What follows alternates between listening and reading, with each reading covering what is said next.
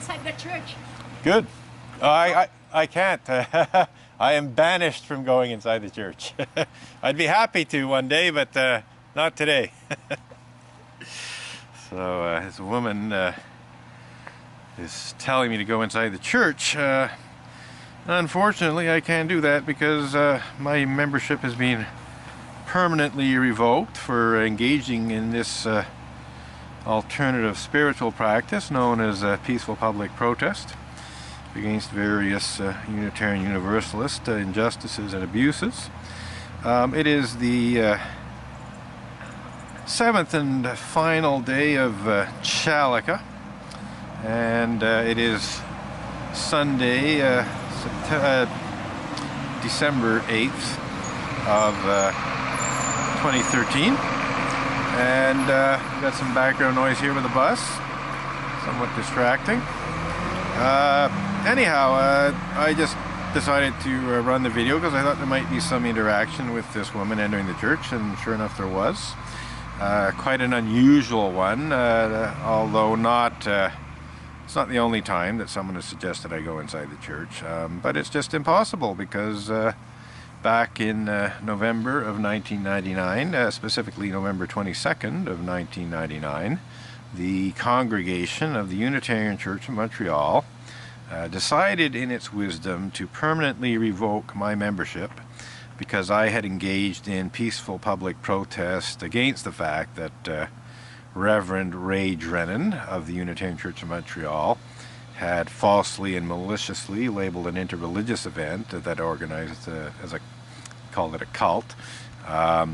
This was an interreligious event that brought together most of the world's major religions, and it also actually was one of the few interreligious events that included pagan participation. So here we have this banner up here, the new banner that the Unitarian Church of Montreal has put up, saying "Live in Harmony," and it's basically calling upon all the various religions to live in harmony. And this is the very same church that allowed its minister, Reverend Ray Drennan, to falsely and maliciously slander Creation Day as a cult. Creation Day brought together Christians, Muslims, Sikhs. There was no official Jewish participation, but there were some Jewish people.